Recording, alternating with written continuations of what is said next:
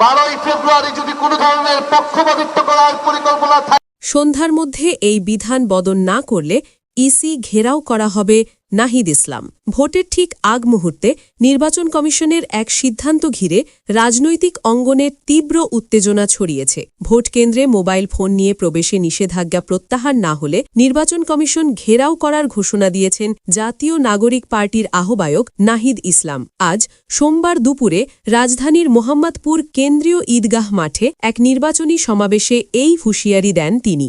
ঢাকা ১৩ আসনে ১১ দলীয় নির্বাচনী ঐক্যের প্রার্থী বাংলাদেশ খেলাফত মজলিসের আমির মামুনুল হকের পক্ষে আয়োজিত ওই সমাবেশে নাহিদ ইসলাম বলেন, ভোটের ঠিক আগে এমন সিদ্ধান্ত জনগণের ভোটাধিকার কেড়ে নেওয়ার গভীর ষড়যন্ত্রের ইঙ্গিত দিচ্ছে। নাহিদ ইসলাম বলেন, নির্বাচন কমিশন কোন আইন বা কোন পরিকল্পনার ভিত্তিতে ভোট কেন্দ্রের ভেতরে তো বটেই, এমনকি ৪০০ গজ এলাকার মধ্যে মোবাইল ফোন নিষিদ্ধ করছে তা জনগণের কাছে স্পষ্ট নয়। তিনি হুঁশিয়ারি দিয়ে বলেন, আজ সন্ধ্যার মধ্যেই এই বিধান পরিবর্তন করতে হবে, অন্যথায় আগামীকাল নির্বাচন কমিশন ঘেরাও করা হবে। তিনি আরও বলেন, দীর্ঘদিন ধরে সবকিছু সহ্য করা হয়েছে, কিন্তু নির্বাচনের মুখে এসে মিডিয়াকে ব্ল্যাকআউট করা, মানুষের কণ্ঠস্বর ও তথ্য জানার অধিকার কেড়ে নেওয়ার মতো কোনো সিদ্ধান্ত মেনে নেওয়া হবে না। নির্বাচন কমিশনের প্রতি কঠোর বার্তা দিয়ে নাহিদ ইসলাম বলেন, আগামী ১২ ফেব্রুয়ারি যদি পক্ষপাতিত্বের কোনো চেষ্টা করা হয় তাহলে ফ্যাসিস্ট আমলের নির্বাচন কমিশনের পরিণতির চেয়েও